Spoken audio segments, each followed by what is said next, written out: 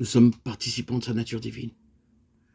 Notre participation à Christ se trouve dans 2 Pierre 1,4,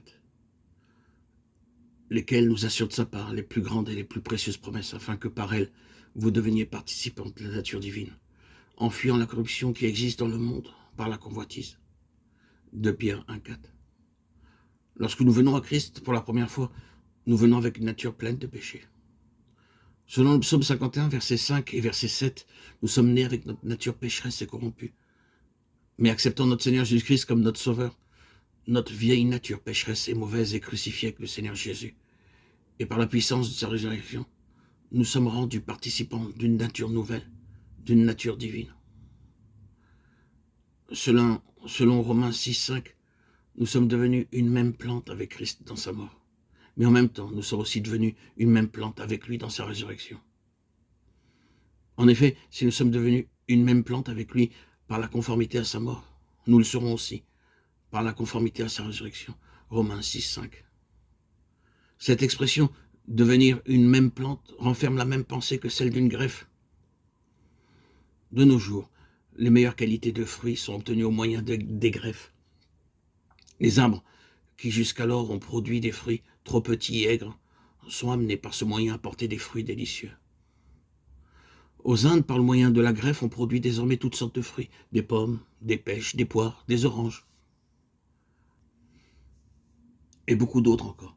J'ai vu moi-même aux Indes des arbres qui produisaient des petits fruits aigres de mauvaise qualité et qui, après avoir subi une greffe, produisent des fruits beaux et succulents. On effectue tout d'abord une entaille dans laquelle on introduit une branche d'un autre arbre.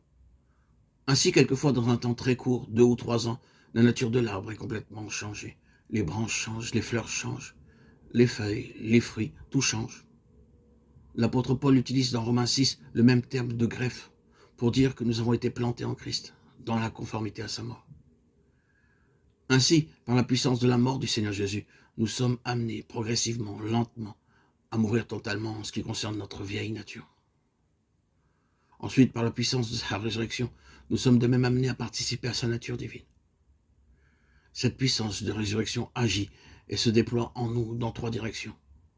En premier lieu, par la puissance de sa résurrection, nous devenons justes devant Dieu, lequel a été livré pour nos offenses et ressuscité pour notre justification. Romains 4, 25. Deuxièmement, par la puissance de sa résurrection, nous atteignons le grand but que Dieu a en vue pour nous, à savoir d'être rendus conformes à son image.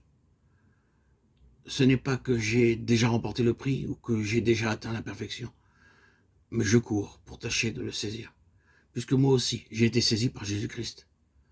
Frère, je ne pense pas l'avoir saisi, mais je fais une chose, oubliant ce qui est en arrière et me portant vers ce qui est en avant. Philippiens 3, 12, 13. C'est pour cette raison-là que l'apôtre Paul avait un ardent désir de connaître davantage la puissance de sa résurrection et la conformité à sa mort. En fait, ce qu'il voulait dire, c'est que jamais il ne se sentirait satisfait aussi longtemps qu'il n'aurait pas atteint ce but que le Seigneur avait prévu et fixé pour lui. C'est pourquoi il s'est lancé courir en avant pour atteindre le but de la vocation céleste en Jésus-Christ. C'est en vue de ce but qu'il désirait connaître et expérimenter une mesure toujours plus profonde de la puissance de sa résurrection. Ayant ce but en vue, l'apôtre était prêt à endurer n'importe quelle épreuve pour parvenir à cette destination.